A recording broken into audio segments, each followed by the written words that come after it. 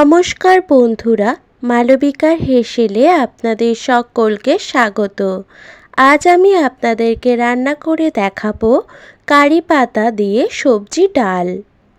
তার জন্য লাগছে মুসুরির ডাল। এখানে আমি 150 গ্রাম মুসুরির ডাল নিয়েছি। সবজিগুলোকে কেটে নিয়েছি। সবজিতে নিয়েছি লাউ, সজনে ডাঁটা, নারকেলটাকেও ছোট ছোট পিস করে কেটে নিয়েছি। আর নিয়েছি কাঁচা লঙ্কা চেরা, গোটা শুকনো লঙ্কা, রাঁধুনি, কারি পাতা, নুন, হলুদ। প্রথমেই ডালটাকে সবজিগুলোর সাথে পরিমাণ মতো নুন আর 1 চা চামচ হলুদ গুঁড়োর সাথে প্রেসার কুকারের 2টো সিটি দিয়ে সেদ্ধ করে নিতে হবে।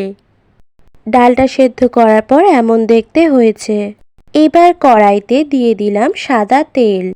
তেল গরম হয়ে এলে এবার এতে দিয়ে দিচ্ছি রাঁধুনি, গোটা শুকনো লঙ্কা। শুকনো লঙ্কাটাকে মাঝখান দিয়ে আমি কেটে নিয়েছি। ফোড়নটাকে এবার কিছুক্ষণ ভেজে নেব। ফোড়নটা 45 সেকেন্ড ভেজে নেওয়ার পর এবার এতে দিয়ে দিলাম কারি পাতা। কারি পাতাটাকে বেশি কড়া করে ভাজলে চলবে না। এবার দিয়ে দিচ্ছি সেদ্ধ করে রাখা ডালটা। এবার দিচ্ছি চেরা কাঁচা লঙ্কা আর অল্প নুন। নুনটা আপনারা আপনাদের স্বাদ অনুসারে দেবেন। এবার ডালটাকে আমি ফুটিয়ে নেব, তাই কিছুক্ষণ ঢেকে রাখবো। 5 মিনিট পরে ফুটে এলে ডালটা নামিয়ে নিতে হবে। আমি এমনই গাঢ় চাচ্ছি ডালটা, ওর জন্য এই অবস্থাতেই নামিয়ে নিচ্ছি।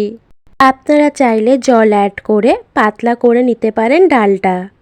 আমার রান্নাটি যদি আপনাদের ভালো লেগে থাকে তাহলে লাইক করবেন, কমেন্ট করবেন, সাবস্ক্রাইব করবেন আমার চ্যানেলটিকে। ফিরে আসবো পরের দিন নতুন রেসিপি নিয়ে।